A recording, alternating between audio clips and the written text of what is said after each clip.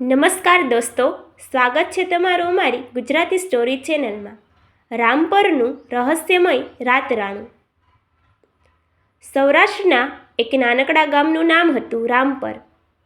ગામ નાનું પણ લોકો દિલથી બહુ મોટા.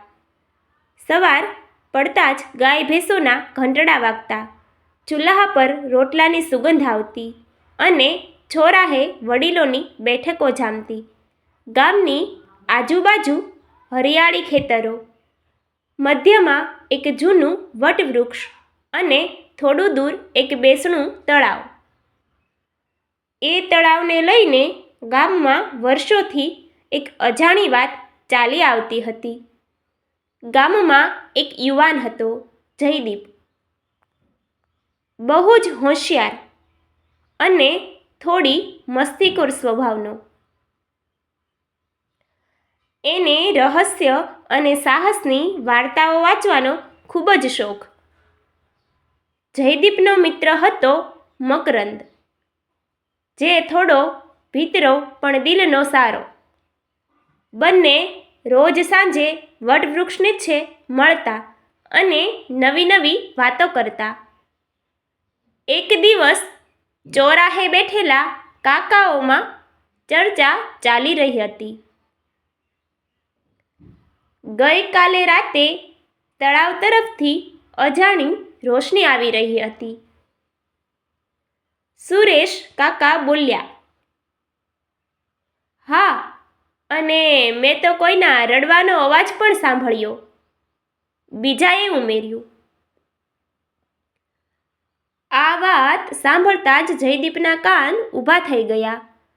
એ મકરંદને ધીમેથી બોલ્યો, "આજ રાત્રે જઈએ તળાવ પાસે." મકરંદ તરત જ ગભરાઈ ગયો.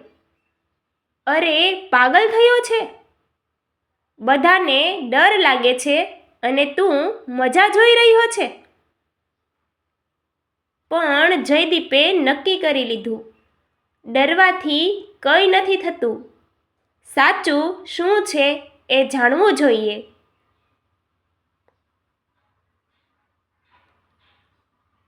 એ રાત્રે ચાંદ પૂર્ણિમાનો હતો. આખું ગામ શાંત. જયદીપ અને મકરંદ હાથમાં ટોર્ચ લઈને છોરીથી તળાવ તરફ નીકળી પડ્યા. રસ્તામાં પવનથી પાંદડા સરસરતા હતા. ક્યારેક કૂતરા ભસતા તો મકરંદ ધબકારા મારતો. તળાવની નજીક પહોંચતા બંનેએ જોયું કે ખરેખર પાણીની સપાટી પર કંઈક ચમકી રહ્યું હતું. જાણે કોઈ દીવો પાણીમાં તરતો હોય. મકરંદ ધીમેથી બોલ્યો, "હું તો પાછો જાઉં."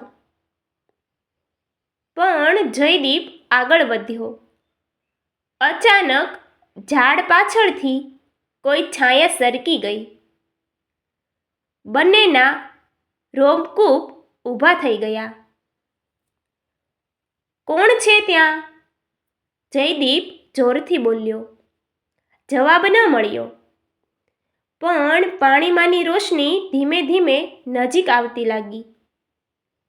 જયદીપે ટોર્ચનો પ્રકાશ સીધો તળાવમાં નાખ્યો અને જે જોયું તે જોઈ બંને આશ્ચર્યચકિત થઈ ગયા. તળાવમાં દીવો નહોતો, પણ કોઈ ગોળ કાચની બોટલ હતી, જેમાં દીવો બળતો હતો અને તે પાણી પર તરતો હતો. બોટલ સાથે દોરી બંધાયેલી હતી, જે તળાવની બાજુના ઝાડ સુધી જતી હતી. "આ તો કોઈની શરારત લાગે છે," જયદીપ બોલ્યો. ત્યાં જ ઝાડ પાછળથી હસવાનો અવાજ આવ્યો. બંનેએ ટોર્ચ ફેરવી અને સામે ઊભેલો હતો ગામનો શેઠનો દીકરો વિપુલ.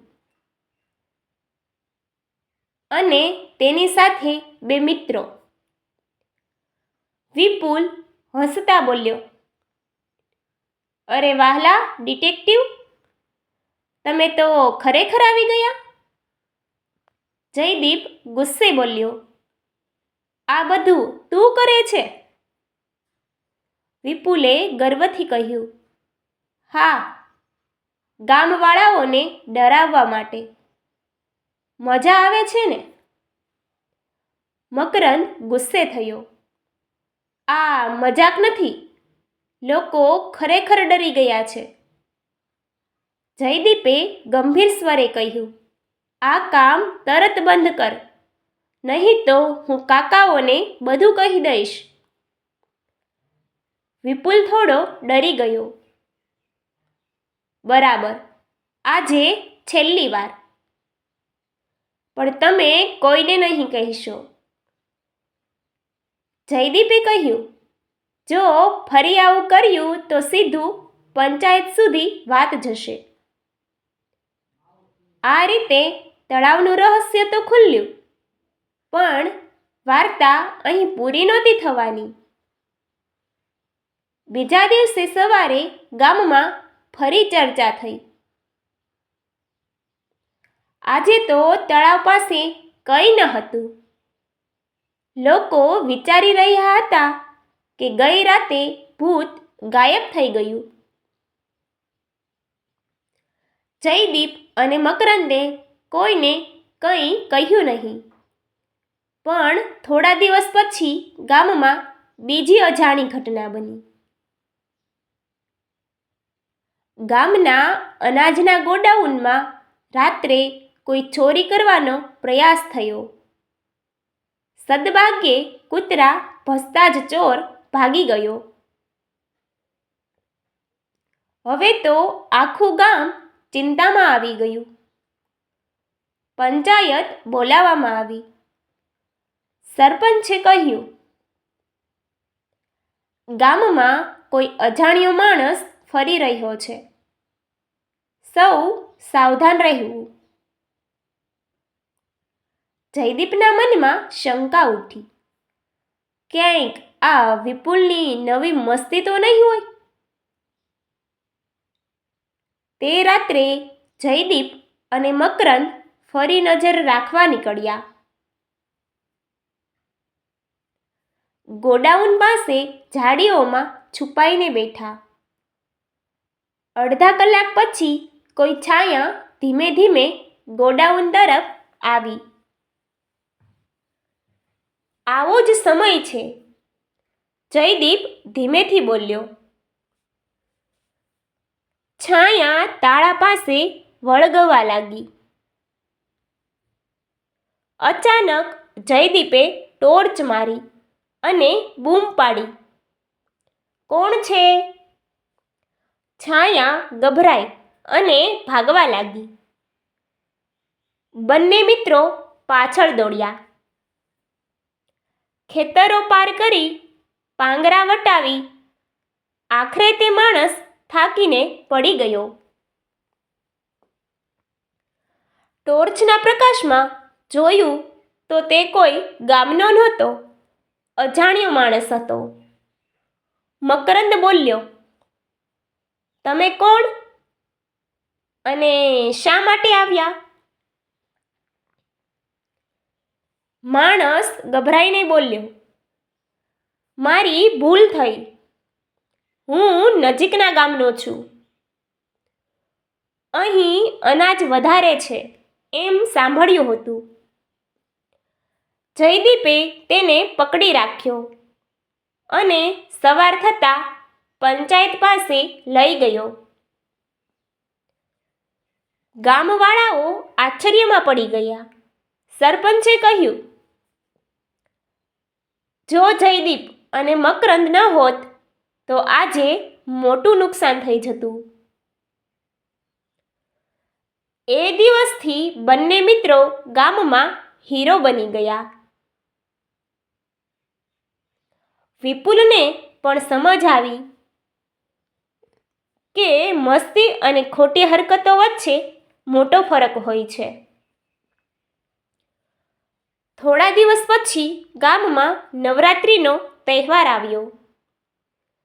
છોરાહે રંગીન લાઈટો, ગરબા, ઢોલ નગારા, આખું ગામ આનંદમાં ડૂબેલું.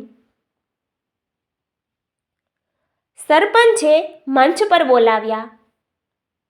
આ વર્ષે ગામની સુરક્ષા માટે ખાસ યોગદાન આપનાર જયદીપ અને મકરંદને સન્માનિત કરીએ. બંને મિત્રોએ શરમાઈને મંચ પર જઈ મેડલ લીધા. જયદીપે મંચ પરથી કહ્યું, ગામ આપણું ઘર છે. ઘરની રક્ષા સૌની જવાબદારી છે. આ વાતે બધાનું દિલ જીતી લીધું. પણ હજુ એક નાની મજેદાર ઘટના બાકી હતી. નવરાત્રિની છેલ્લી રાત્રે ગરબા ચાલી રહ્યા હતા. ત્યારે અચાનક લાઈટ બંધ થઈ ગઈ. આખું મેદાન અંધારામાં ગરકાવ. બાળકો ચીસાચીસ પાડવા લાગ્યા. ફરી કોઈ શરારત? મકરંદ બોલ્યો. જયદીપે તરત જ સમજ્યું. ટ્રાન્સફોર્મર પાસે જઈએ. બંને દોડ્યા. ત્યાં પહોંચ્યા તો જોયું કે એક નાનકડો વાંદરો વાયર સાથે રમતો હતો અને તેને લીધેથી ફ્યુઝ ઉડી ગયો. મકરંદ હસ્યો. આ તો સાચો શરારતી. લાઇટમેનને બોલાવી ફ્યુઝ ઠીક કરાવ્યો. ફરી લાઇટ આવી અને ગરબા શરૂ થયા. આખું ગામ હસતું નાચતું. હવે કોઈને ડર ન હતો. ગામમાં વિશ્વાસ, એકતા અને હિંમતનો પ્રકાશ ફેલાયો હતો. રામપર ગામ હવે માત્ર શાંત ગામ ન રહ્યું, પણ જાગૃત અને એકતાવાળું ગામ બની ગયું. જયદીપ અને મકરંદની મિત્રતા વધુ ગાઢ બની. તેઓએ નક્કી કર્યું કે ભવિષ્યમાં પણ કોઈની અજાણી ઘટના થાય તો સત્ય બહાર લાવશે. અને તળાવ પાસે હવે રાત્રે કોઈ રોશની ન આવતી, પરંતુ ચાંદનીમાં પાણી ચમકતું. ત્યારે ગામવાળાઓને એ જૂની ઘટના યાદ આવી જતી અને સાથે યાદ આવતો એક સંદેશ: ડરથી નહીં, હિંમત અને બુદ્ધિથી સમસ્યાનો સામનો કરવો. આ રીતે રામપરની આ રહસ્યમય અને મજેદાર વાર્તા ગામના ઇતિહાસમાં એક યાદગાર કિસ્સો બની ગઈ, જ્યાં ડર પર હિંમત જીતે છે અને મસ્તી પર સમજદારી. Thank you.